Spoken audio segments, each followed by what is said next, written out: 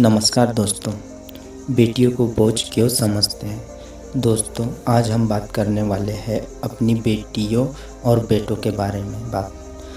आज के समय में जबकि बेटियों ने अपनी योग्यता, अपने होने की अनिवार्यता साबित कर दी है, फिर भी कभी कभी कुछ लोगों को ऐसी स्थितियों का सामना करना पड़ता है कि उन्हें बेटियां बोझ प्रतीत होती है।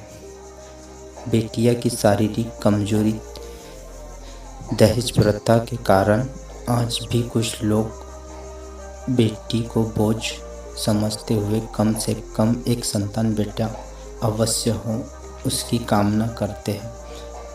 मेरे एक पड़ोसी ने दूसरी संतान दुनिया में सिर्फ इसलिए नहीं लाए क्योंकि पहले से उन्हें एक बेटा था। उन्होंने अपनी पत्नी से कहा, यदि दूसरी संतान बेटी हो गई तो मुझे बुढ़ापे में बेटी के लिए योग्य वर की तलाश करने में परेशानी होगी। पर मेरी यह सोच है कि बेटा हो या बेटी, खतरे परेशानियां सबके साथ हैं, बस रूप अलग अलग है। संतान चाहे जो भी हो, वह बोझ तब तक नहीं होती जब तक वह अयोग्य न हो। मेरे विचार से बेटा या बेटी योग्य संतान तारनहार होती है। बोझ जैसा शब्द उस संकीर्णता को दर्शाता है जिसमें गिरकर न सिर्फ आप अपने जीवन को संकीर्ण बनाते हैं, बल्कि आपकी इस सोच से बेटियों का पूरा जीवन संकीर्ण हो जाता है।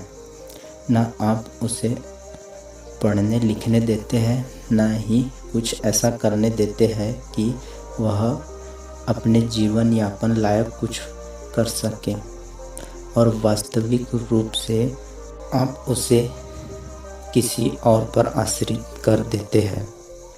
बेटियों को बोझ सोचने वाला वह व्यक्ति पूरे समाज पर बोझ है जो बेटियों को समाज में सक्रिय भूमिका निभाने से रोककर पूरे समाज को पीछे खींच रहा है।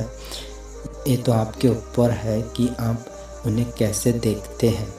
अगर आपने उसकी परवरिश बोझ बनने के उद्देश्य से ही किया है तो निश्चित तौर पर वह आपको बोझ ही नज़र आएंगी।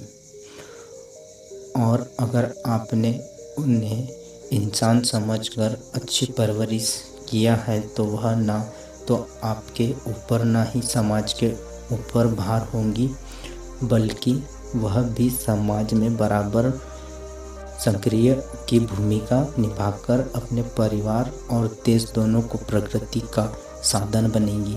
बेटियां पराई नहीं होती, वे हमारे परिवार का हिस्सा होती है।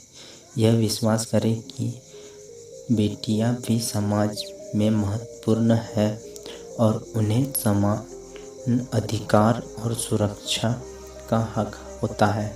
कई समय पर लोग बेटियों को पराई समझते हैं या उनके खिलाफ नकारात्मक विचार रखते हैं, लेकिन हमें इस दुर्भावना को मिटाना चाहिए और अपनी बेटियों का साथ देकर उनका समर्थन करना चाहिए ताकि वे भी समाज में अपना स्थान बना सके। ऐसा देखा जाता है कि बेटियां अपने पिता के ज़्यादा करीब होती है और बेटे अपनी माँ के ज़्यादा करीब होते हैं। आपके विचार से ऐसा क्यों?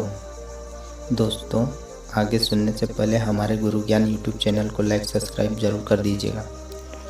बेटियों को साधारण जनमानस बोझ इसलिए समझता है क्योंकि बेटियां शारीरिक रूप से कमज़ोर होती है। उनकी आबरू की रक्षा जीवन भर पिता, भाई, वफादार दोस्त और पति बनकर करनी पड़ती है।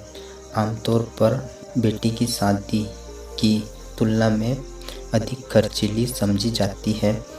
बेटी विदा की जाती है जबकि बेटा बहू लाता है, इसलिए लोग बेटी को बोझ समझते हैं। यह बात है कि आज की बेटियां लगभग हर क्षेत्र में अपनी योग्यता साबित कर चुकी है।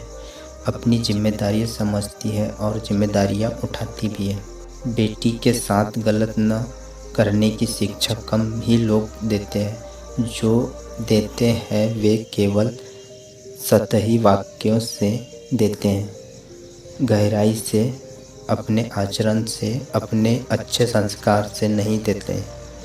इसलिए सभी बेटों पर अच्छी बातों का असर नहीं होता।